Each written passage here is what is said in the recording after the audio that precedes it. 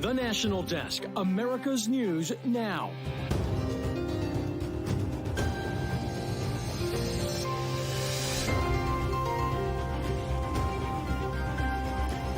Breaking as we come on the air, an urgent meeting at the White House on debt default watch with just 10 days to go. I think we can get a deal tonight, we get a deal tomorrow, but you've got to get something done this week to be able to pass it and move it to the Senate. Boycotting Florida. Florida's DEI initiatives hit by the NAACP just as Governor Ron DeSantis looks to take his vision nationally with a presidential run.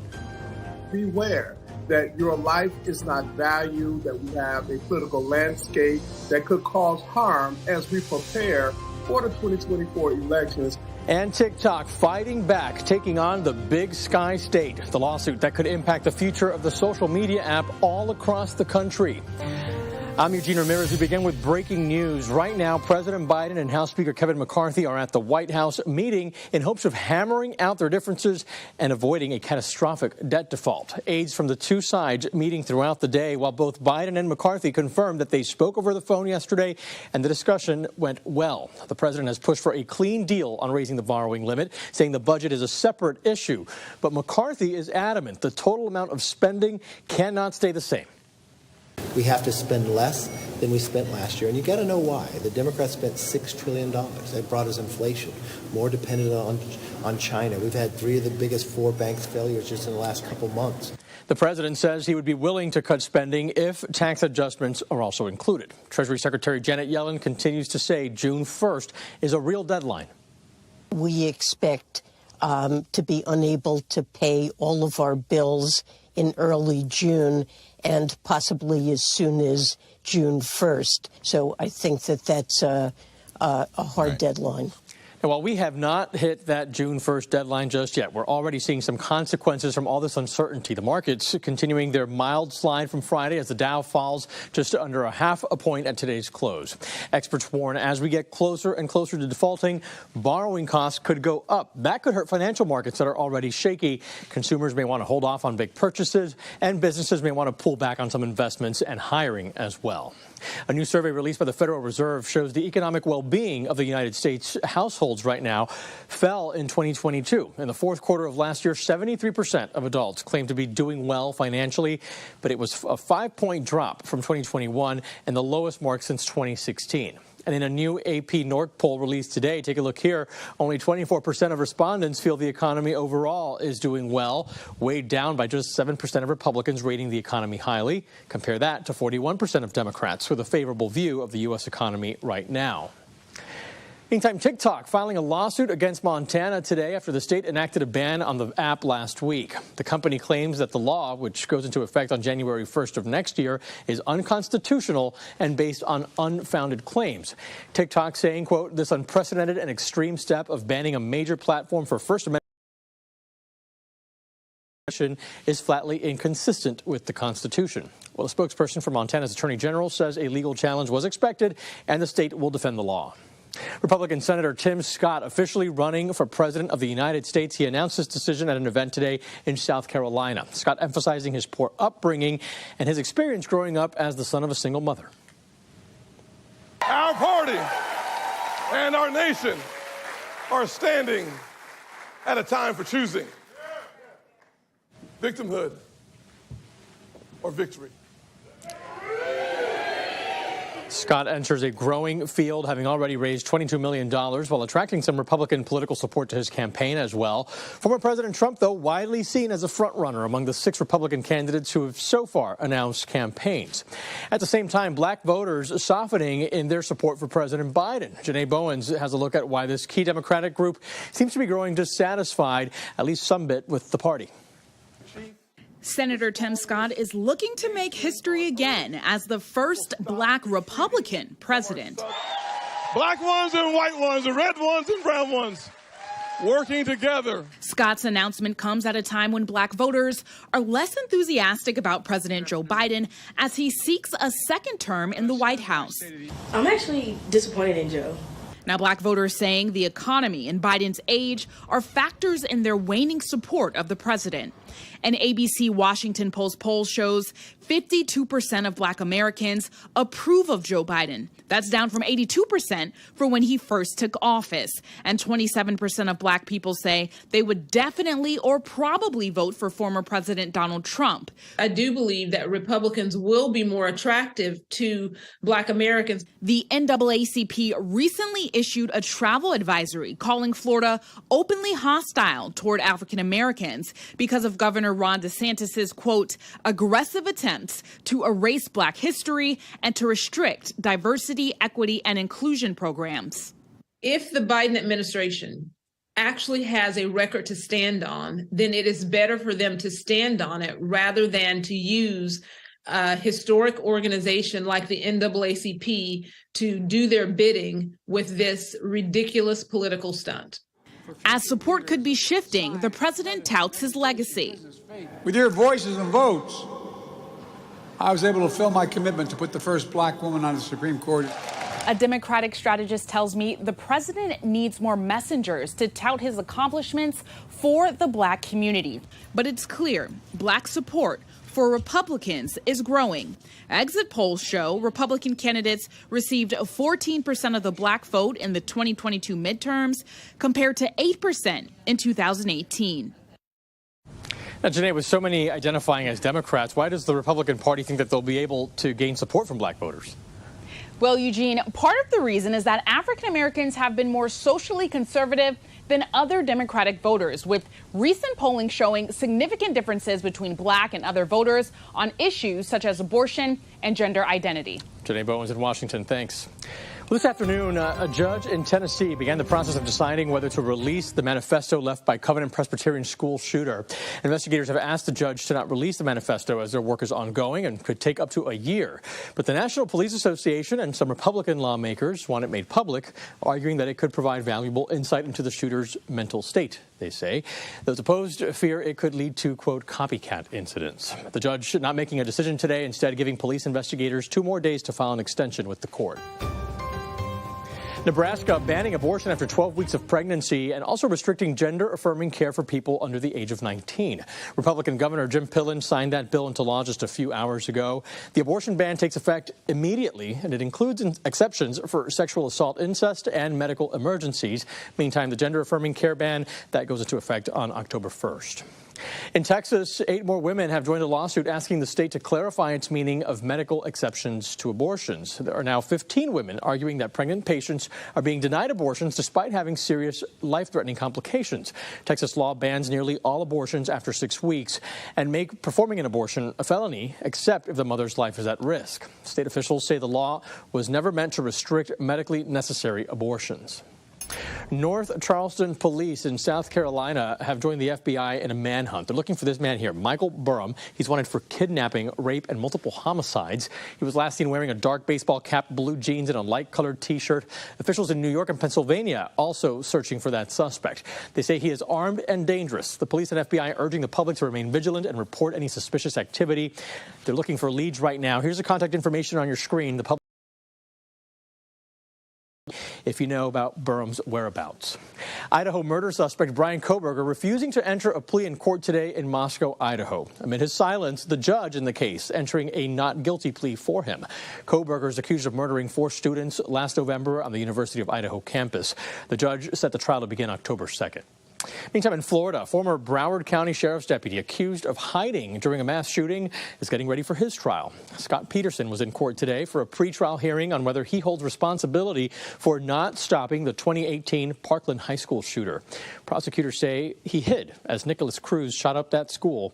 The defense says witnesses that they need in the case are not available, but the defense attorney's request to delay the trial was denied.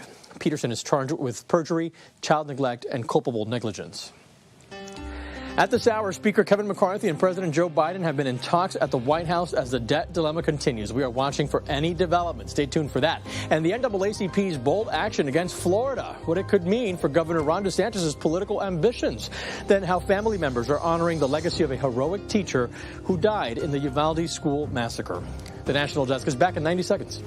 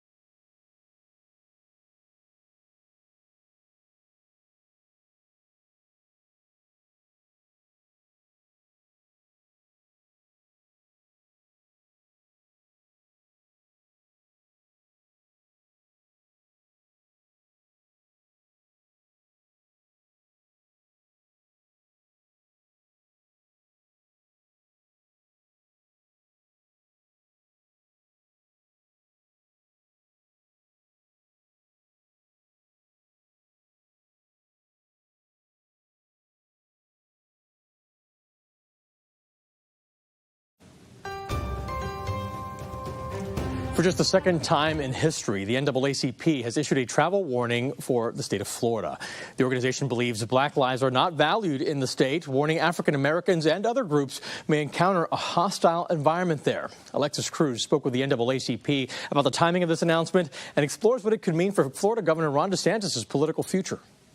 Florida is openly hostile towards African Americans, people of color, and the LGBTQ+ community. That's the message from the NAACP as they announced this travel advisory just days before Governor Ron DeSantis is expected to enter the 2024 presidential race, leaving some questioning the timing of this release. What specific dangers or risks are you concerned about when it comes to people of color traveling to Florida? The advisory deals with people certainly who don't believe they have a voice or strong enough voice for themselves. President of the NAACP Fort Lauderdale branch, Marsha Ellison, feels Florida Governor Ron DeSantis is trying to silence African Americans.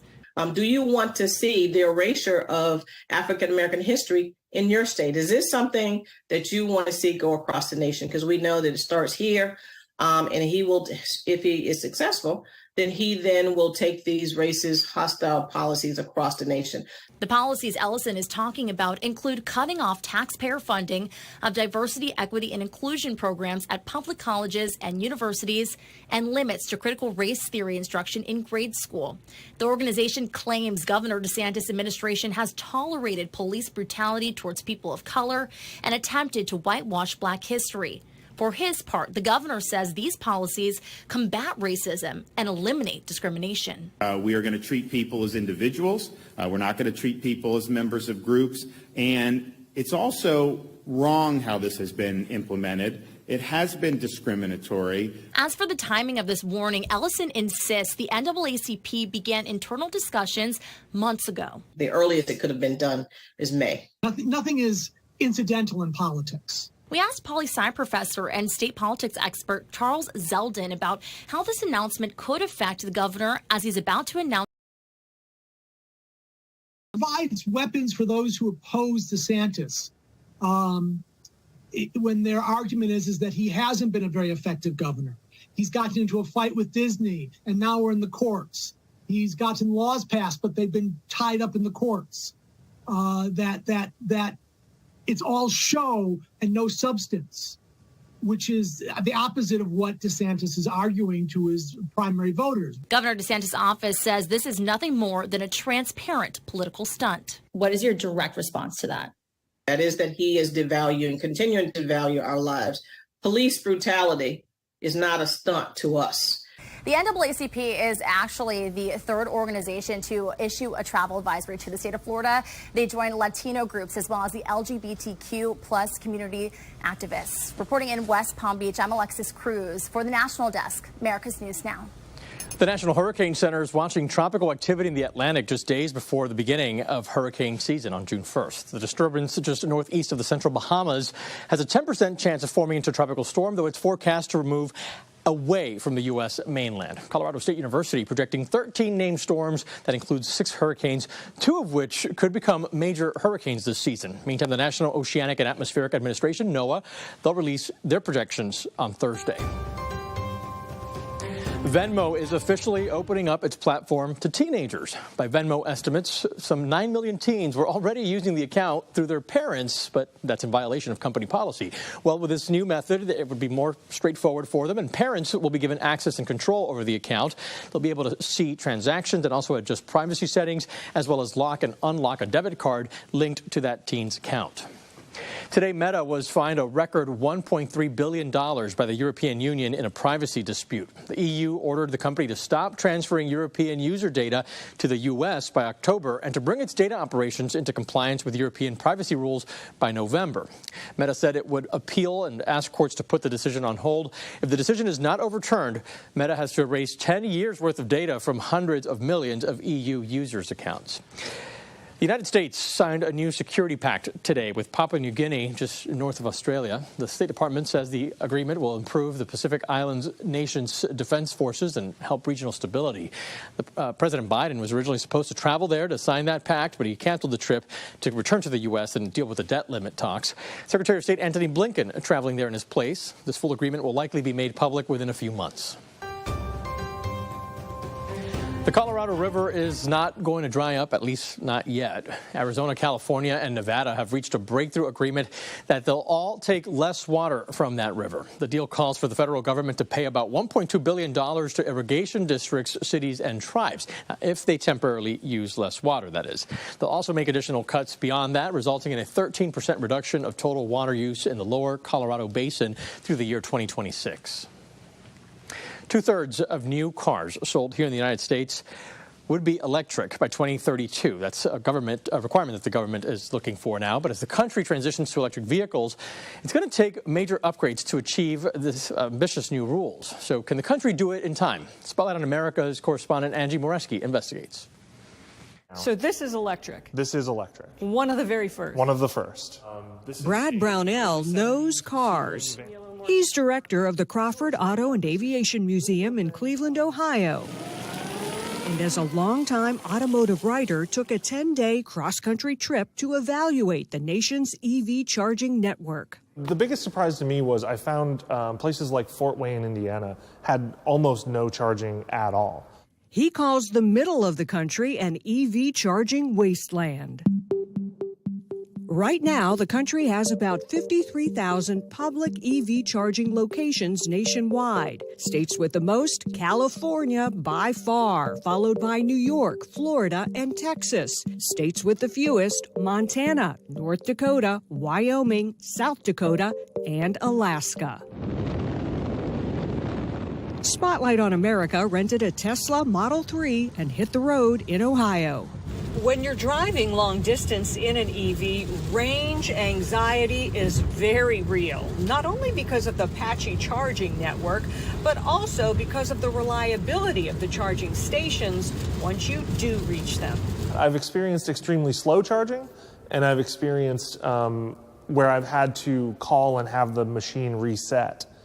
Making EV charging both convenient and reliable will be essential to make the ambitious EV goals feasible. Will the country's infrastructure be ready for this in less than a decade? There's a lot of work to be done for sure, but we think we will be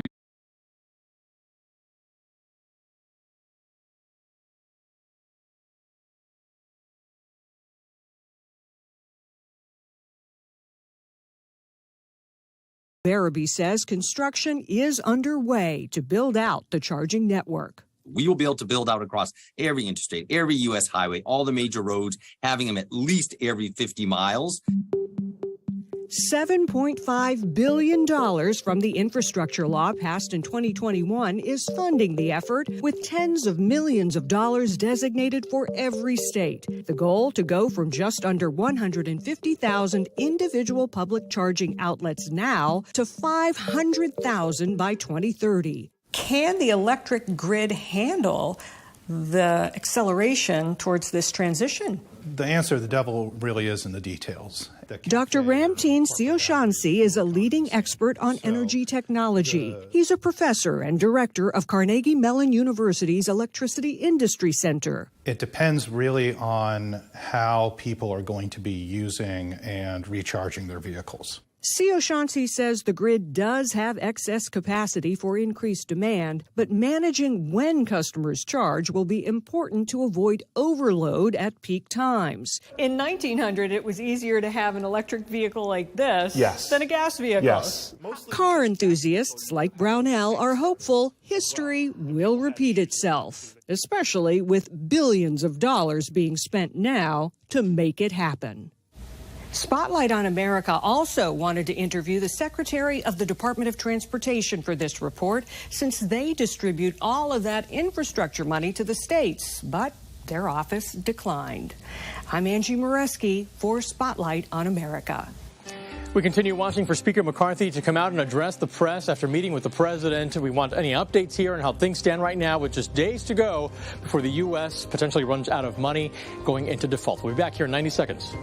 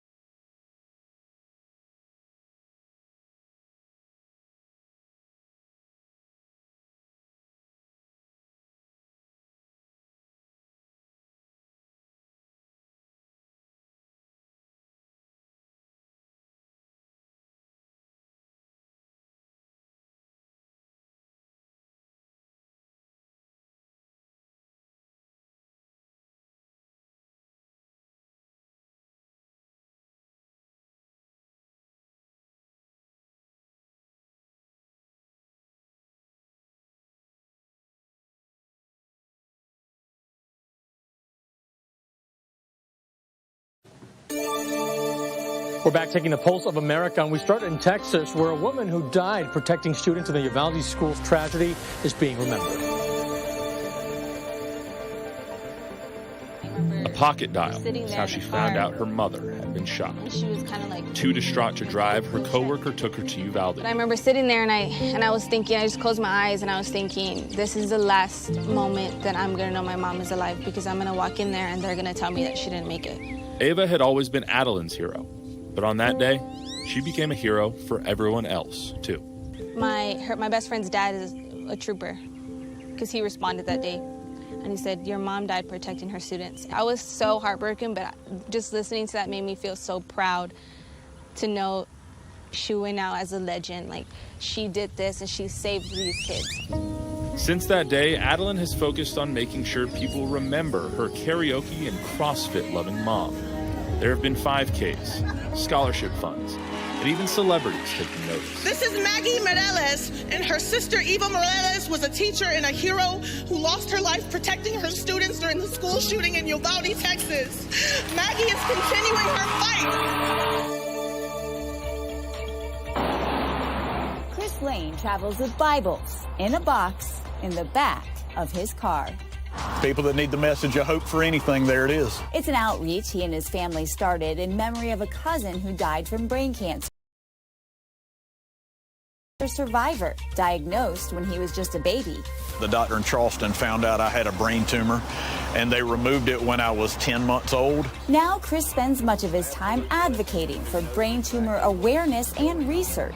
We all have a personal battle we fight, and this is mine, and I want to advocate for it, and I want to push for it. He also encourages others to push for themselves. If you have something to fight for it. People have a spirit inside of them that they can fight and advocate and keep pushing for better and for survival.